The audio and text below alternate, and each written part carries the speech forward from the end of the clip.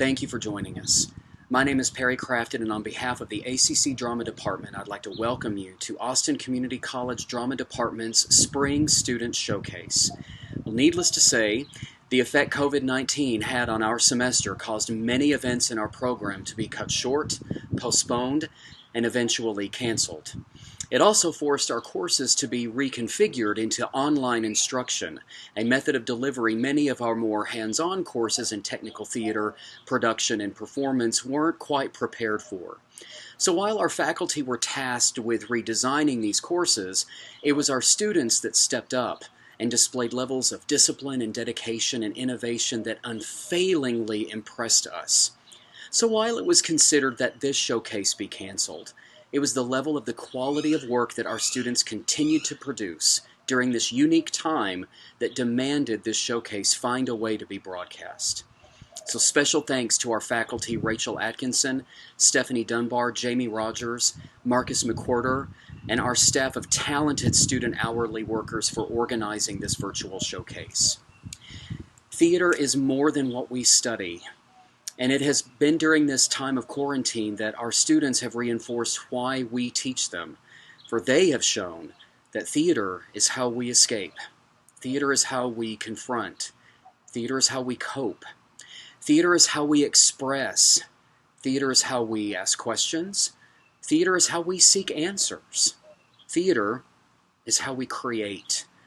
So on behalf of the entire ACC Drama faculty, staff, and students, we hope that you enjoy a look into what has been created by our students this semester, and we look forward to seeing you in our new facilities to celebrate live theater the way it was meant to be experienced very soon. Thank you.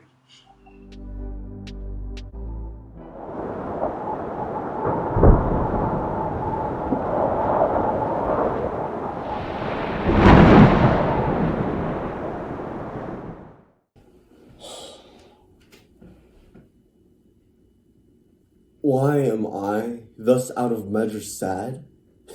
There's no measure in the occasion that breeds.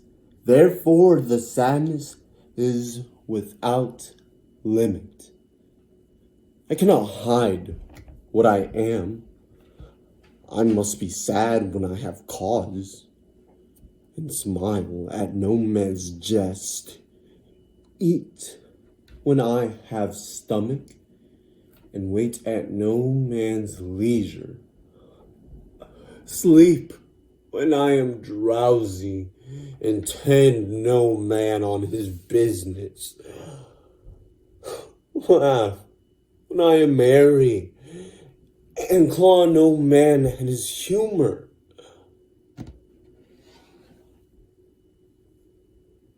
I have of late stood out against my brother, and he hath ta'en me newly into his grace, where it is impossible I should take true root.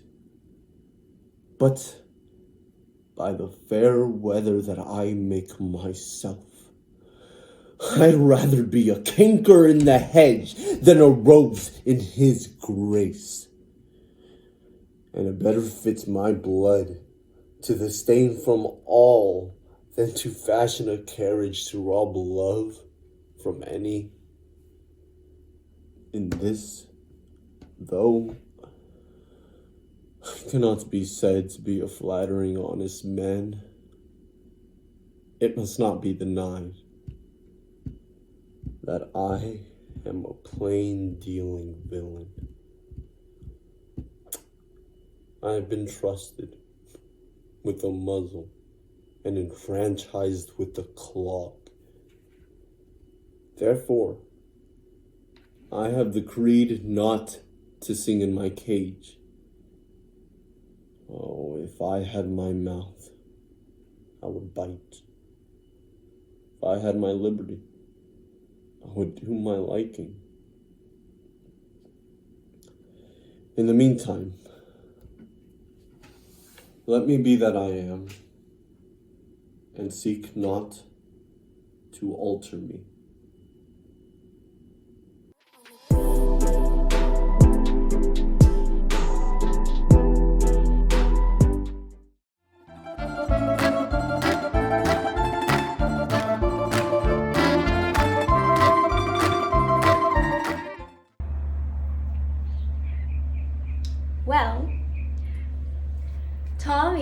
has proposed to me again. Tommy really does nothing but propose to me. He proposed to me last night in the music room when I was quite unprotected, as there was an elaborate trio going on. I could hardly make the smallest repartee, I need hardly tell you. If I had, it would have stopped the music at once. Musical people are so absurdly unreasonable. They always want to be perfectly dumb when one is longing to be absolutely deaf. Then he proposed to me this morning in broad daylight in front of that dreadful statue of Achilles. Really, the things that go on in front of that statue are quite appalling. The police should really interfere. Then, at luncheon, I saw by the glare in his eye that he was going to propose again. And I just managed to check him in by assuring him that I was a bimetallist. Fortunately, I don't know what bimetallism means, and I don't believe anybody else does either, but the observation crushed Tommy for nearly 10 minutes. He looked quite shocked. And then, Tommy is so annoying in the way he proposes. If he did it at the top of his voice, I should not mind it so much. That might produce some effect on the public. But he does it in this horrid, confidential way. When Tommy wants to be romantic, he talks to one just like a doctor. I'm very fond of Tommy, but his methods of proposing are quite out of date. I wish, Gertrude, that you would speak to him and tell him that once a week is quite often enough to propose, and that it should always be done in a manner that produces some sort of attention.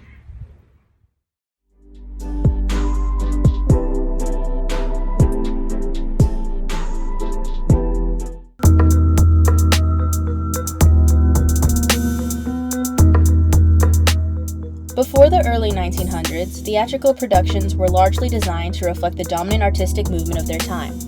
Director Max Reinhardt developed a different philosophy. A production's concept and style should be chosen by the director to best reflect the themes and storytelling of the script.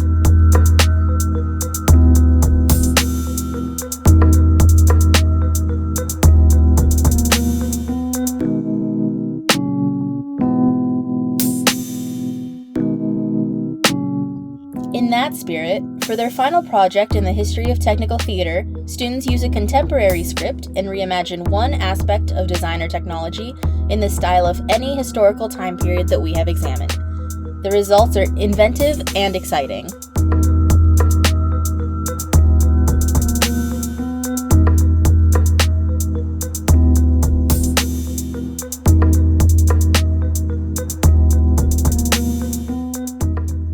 Over the semester, this course traces the progression of theater technology and design from 400 BCE to the modern era, across Europe, Asia, and North America.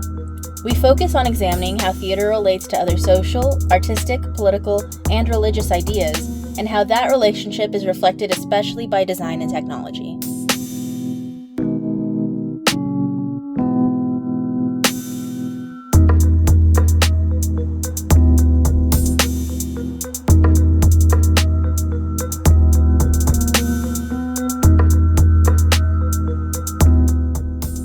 In this project, students apply their learning and research methods to create a new synthesis of two different time periods.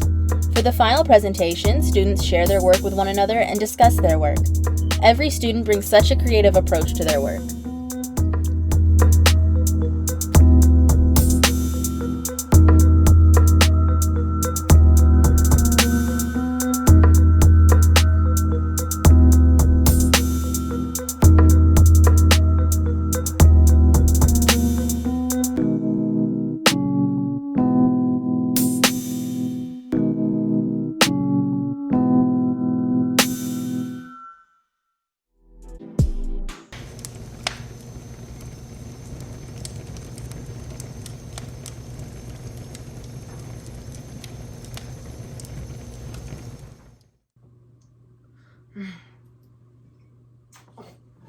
I am undone by his going. I warned you. He's an infinitive thing upon my score. Good Master Fang, hold him sure. Good Master Snare, let him not escape. He comes continually to Pie Corner, saving your manhoods to buy a saddle, and he is invited to dinner to the Lubber's Head in Lombard Street, to Master Smooth's the Silk Man. I pray you, since my axion is entered, and my case so openly known to the world, let him be brought to his answer. 100 mark is a long one for a poor lone woman to bear, and I have borne, and borne, and borne, and have been fubbed off, and fubbed off, and fubbed off from this day to that it is a shame to be thought on.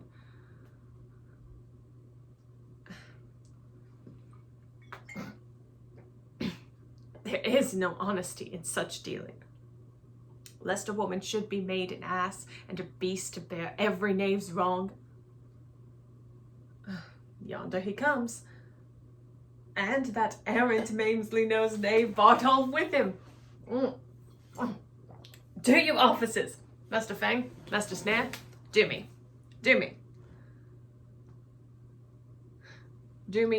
your officers.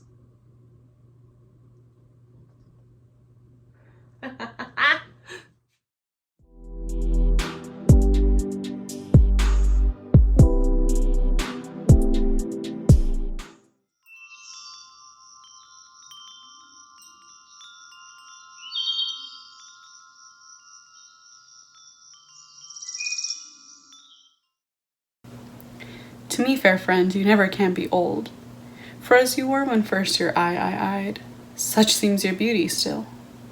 3 winters cold have from the forest shook 3 summers' pride. 3 beauteous springs to yellow autumn turned, in process of the seasons have I seen. 3 April perfumes and 3 hot Junes burned, since first I saw you fresh, which yet are green. Yet doth beauty like a dial hand steal from his figure, and no pace perceived. So your sweet hue, which methinks still doth stand, hath motion, in mine eye may be deceived. For fear of which, hear this thou age unbred, ere you were born, was beauty's summer dead.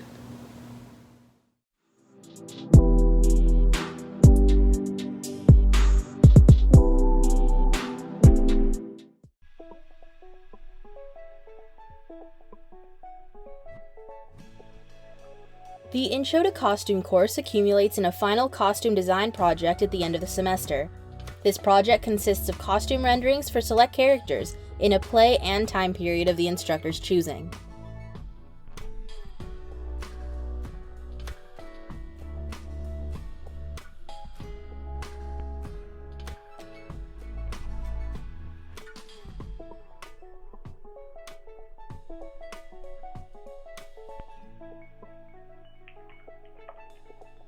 This semester, students were tasked with creating 3 costume renderings for characters in William Shakespeare's Macbeth, set in the mid-1800s, also known as the Crinoline period.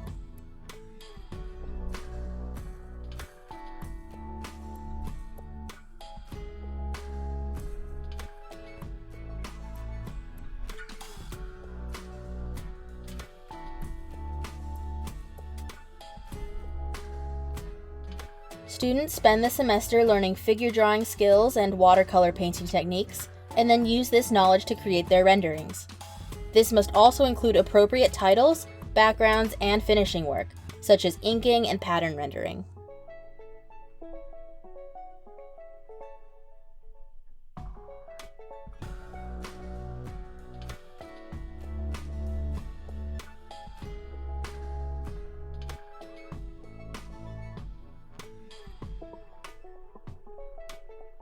The goal of the project is to utilize topics discussed throughout the course, such as color theory and basic design elements, in order to create detailed and thorough costume designs that speak to both the historical period and the world of the show itself.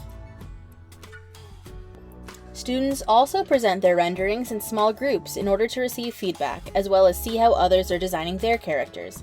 By doing this, students are allowed to interpret the show in their own ways, and no 2 sets of renderings end up looking the same.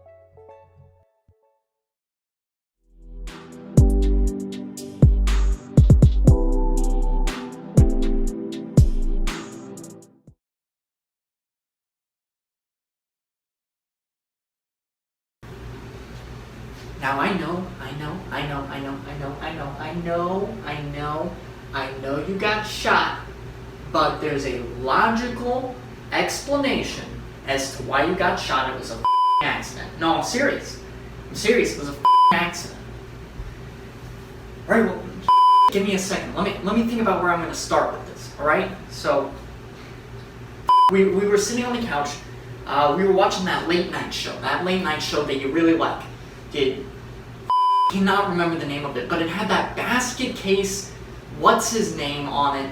It was a special, the guy who likes all that Scientology crap, Tom Cruise. It had Tom Cruise in it. Do you remember that? And we were sitting there watching it, and you fell asleep.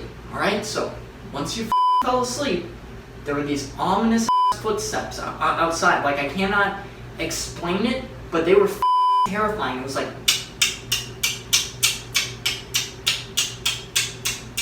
and it was soft, but you knew it was like a lot of people, and I was scared. So you know how paranoid I get. So I reached into the couch on the side for the burner, and that's when those flew in, and the first one flew in, and I panicked. So I reached the gun up and I shot it. I haven't even shot a gun in 5 years. I didn't think I'd hit him. Well, boom, bullet goes through his head. He flies back into the corner, but as he's flying back, his gun, it pops off and it shoots you. It was a accident. You see, a accident. Well, the next guy, he comes in, and I fire a pop off at him, and I snag him. I didn't think I'd be able to do it, but the third guy, he pops me in the leg, and I fly back into the couch like a yo-yo, and I'm thinking to myself, well, I'm dead, I'm done. And he charges at me, and he's on top of me, and he's tackling me, and that's when I see those 3 letters right in the reflection of the moonlight, D-E-A. And I'm thinking to myself, well, I really did it now. Now I'm a cop killer. And so I'm panicking, and I push him off. I didn't mean to push him off. Well, do you remember last night when you said that we should doggy style? Do you remember that? Something about how we haven't done it in 5 or 6 years, and it would be nostalgic for you. Well, do you remember when we knocked the vase over? And I said that after the late night show, I would go over to the vase and I would clean it up. Do you remember that? Well, the DA agent, he kind of fell into the shard of that vase, and it kind of killed him. So he's sitting there screaming. I'm freaking out. You're on the couch. I think you're dead. I think you've been blasted. I'm like, and the guy, he just stopped screaming. He dies right in front of me. I don't know what to do. And so I look over at you, and I check for a pulse. I'm thinking, you're dead. You're not. You were just asleep. I mean, who the sleeps through all of that? Who the sleeps through all of that? And then I started laughing. My baby sleeps through all of that. Crazy. And I take the DA agents, I don't know what to do with them, so I put them in the cabinet next to the cereal in the kitchen, and now I'm in a standoff with the police. So that's what the happened. That's how you got shot. That's why there's police lights outside. That's what's going on. Now, there is one silver lining. I cleaned up the vase.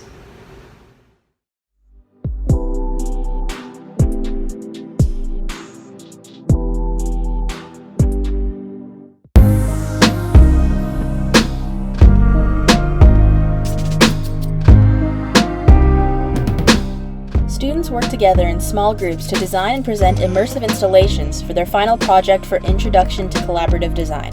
Their designs are highly interactive opportunities for audiences to experience a story.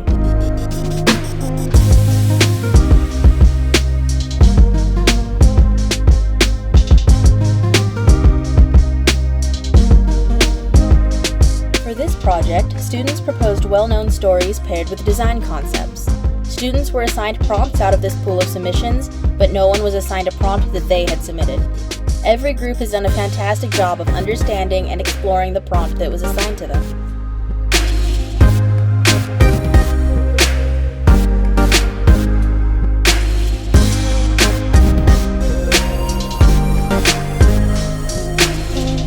the primary goals for Introduction to Collaborative Design is developing students' skills at using design elements as primary storytelling devices.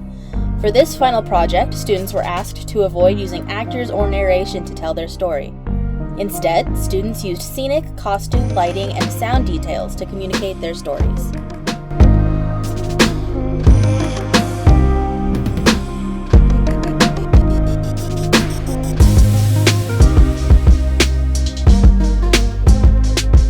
Additionally, we focus on building students' skills as collaborators. Students learn to negotiate terms to work together as a group, explore their own strengths as collaborators, and push themselves to try new roles in working with their groups.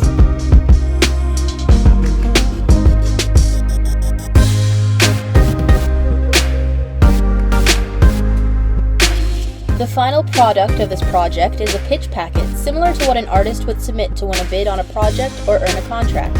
These projects are creative and fun and would be incredible to experience if they were realized.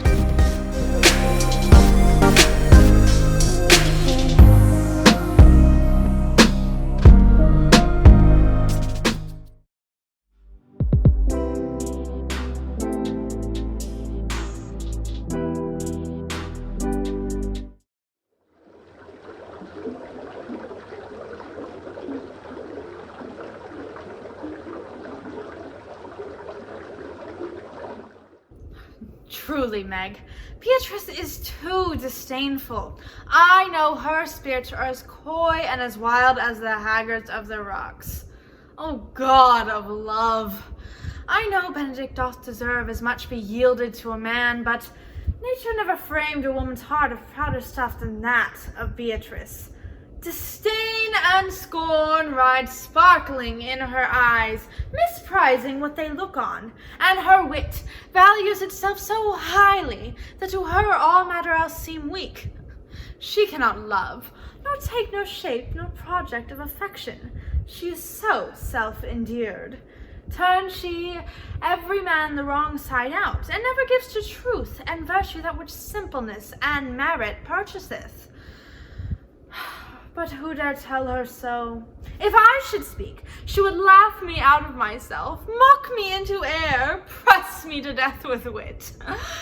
No, therefore, let Benedict, like covered fire, consume away in sighs, waste inwardly.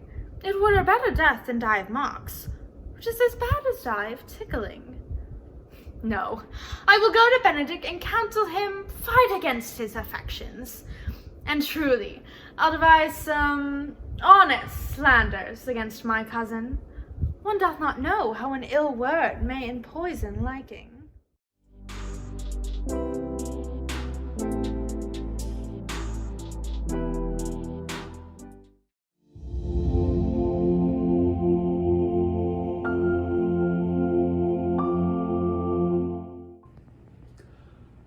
I will remember school as the good old days, when I'm old and my hair is gray. But today, I will remember elementary as a long, sad day, especially 1st to 3rd grade when my teachers expected me to sing my ABCs in English. Fast forward to middle school, 6th grade, first day, what does my father say? Mijo, never forget where you came from. I never understood much, like during lunch when I sat in the corner eating yesterday's brunch, eating corn tortillas con mantequilla. Suddenly, Jacob makes fun of me. Behind my back, I just wanted to enjoy my snack, then the water hits me. Cold and fast, it drips down my back, and Jacob screams to the class, "Look, a wetback." Teachers come rushing and telling the students to go back to class, and I think to myself, is this why I belong to the lower class? Later on in the day, I'm sent to the office for understanding the wrong essay. For a moment, I forgot I wasn't at home. I forgot I'm never right. My teacher said, write an essay. I'm sorry, I responded with orale essay as if she was one of my 5 brothers.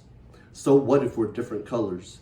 Being the older brother, I couldn't play Call of Duty because it was my duty to finish high school before I hit 20 and get a real job. And so instead of mowing another lawn from dusk till dawn, I remember when my first girlfriend, my first love, telling me she had no choice but to end it. Her father was a racist. He drew a line in front of the house over the tree stump. Like the US and Donald Trump, he said, "This is the border, and I don't belong."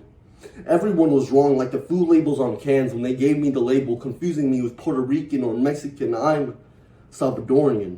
Born and partially raised below Mexico, my wife tells me she wants a girl with a brighter, better future than ours. So now it's my duty to get a degree so I can get that green, no, not the card, the money.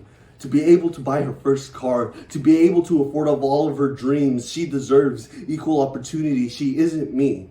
I pray she believes that it's okay to sing A through Z in the USA and never misunderstand essay with one of her brothers because she will be like her mother. Beautiful and smart, it'll be art to see her grow and change. I pray and pray that the USA will be okay with pastel tres leches and count uno, dos, tres with 1, 2, 3 because I want my baby girl to have the equal opportunity to learn the ABCs in a classroom and not live in fear of the races. Let's face it. We're all flesh and bone, no matter the skin tone or the tone of our voice. Let's make the choice to love one another. No matter where we come from or what languages we speak, we all just want to love and be happy. And that begins with equality.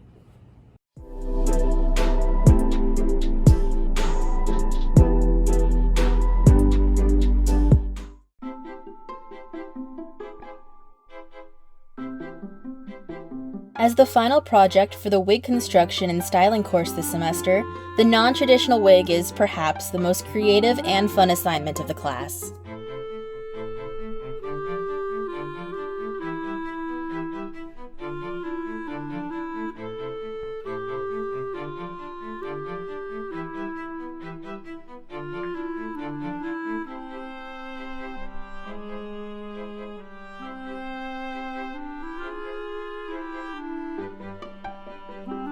Students are required to select a period-specific hairstyle and, using non-traditional materials, recreate this hairstyle on a head form.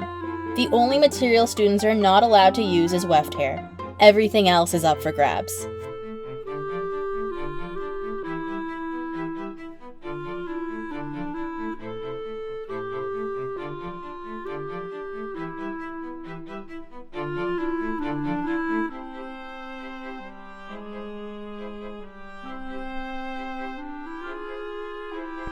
The challenge of this project is finding inventive ways to build up the wig, while also maintaining the silhouette or the shape of the hairstyle.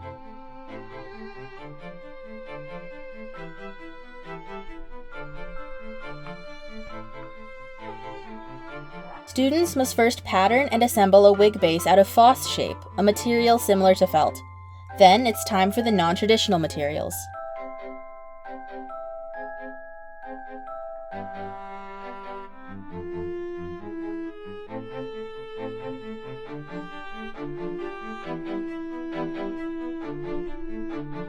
In these projects, students have used paper, yarn, foliage, paint, feathers, ribbon. The list goes on in order to create historically accurate hairstyles, and the end results are really amazing.